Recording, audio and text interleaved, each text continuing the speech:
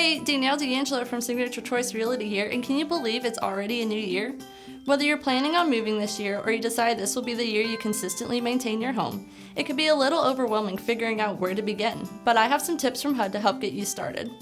When it comes to the interior of your home, start by making sure all of the windows can open and close properly, all the ventilation fans in your home are in working condition, and make sure any smoke detectors have new or working batteries in place.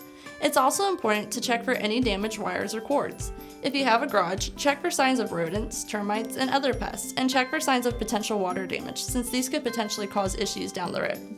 Now, when it comes to the fun stuff, actually cleaning your home, it can be difficult trying to decide where to even start.